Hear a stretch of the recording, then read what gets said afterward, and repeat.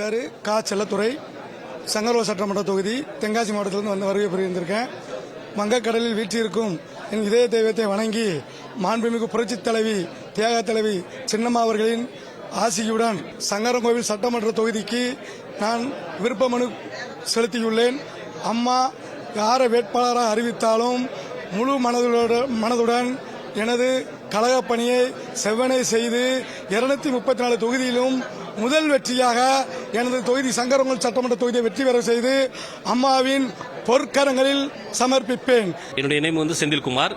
நான் திருவாரூர் மாவட்டம் மணவாடி சட்டமன்ற தொகுதியிலிருந்து வர்றேன். சின்னம்மனுடைய ஆசையோடு மணவாடி சட்டமன்ற தொகுதியில் போட்டியிடுறதுக்கு வாய்ப்பு கொடுத்தாங்கன்னா அம்மாவுடைய ஆட்சியை மீண்டும் கொண்டு வந்து தமிழகத்தை தலைநிமிர வைப்பேன் என்று உறுதியோடு கூறுகிறேன். நான் மதுரை மாவட்டம் திருமூலம் சட்டமன்ற தொகுதிக்கு வேட்புமனு தாக்கல் செய்ய வந்திருக்கேன். என்னுடைய பெயர் கே. சிவா. தியாக தலைவர் சின்னம்மா அவர்கள் இப்போ புது வியூகம் எடுத்து கூட்டணி கட்சி அமைப்புகள் பாமக நிறுவன தலைவரை சந்தித்து நேற்றைய தினம் கூட்டணியை அமைத்து பேசினார்கள். எங்களுக்கெல்லாம் ரொம்ப பெருமையாக இருந்தது. இதுபோன்று கூட்டணி கட்சி இன்னும் பல கட்சிகள் இங்கே வர இருப்பதால் தொண்டர்கள் அனைவரும் ஆர்வமாக இருக்கார்கள்.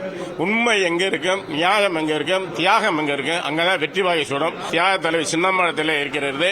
இன்றைய தினத்தில் புதியதாக கட்சி உருவாக்கிய அனைத்து இந்திய புரட்சித் தலைவர் மக்கள் முன்னேற்ற கழகம் என்ற பேர் இயக்கத்தை தென்னந்தோப்பு சின்னத்தை பட்டி தொட்டி எங்கும் கிராமங்கள் தோறும் கொண்டு சென்று வாய்ப்பு கொடுத்தால் நிச்சயமாக வெற்றி வாகை சூடி சின்னமா காலடியில் ஒப்படைப்பேன் என்று கூறிக்கொள்கிறேன். நான் தென்காசி மாவட்டத்திலிருந்து வரேன். என்னுடைய பேர் கணேசன். நான் அனைத்து இந்திய புரட்சித் தலைவர் மக்கள் முன்னேற்ற கழகத்தில் கடைநல்லூர் தொகுதி வேட்பாளராக இன்று மனு கொடுத்திருக்கிறேன். கடைநல்லூர் தொகுதியில் வேட்பாளர் யாரை நிப்பாட்டினாலும் அவங்களுக்கு நான் ஒத்துழைப்பு கொடுத்து வெற்றி பெற செய்வேன் என்று வேண்டுகிறேன்.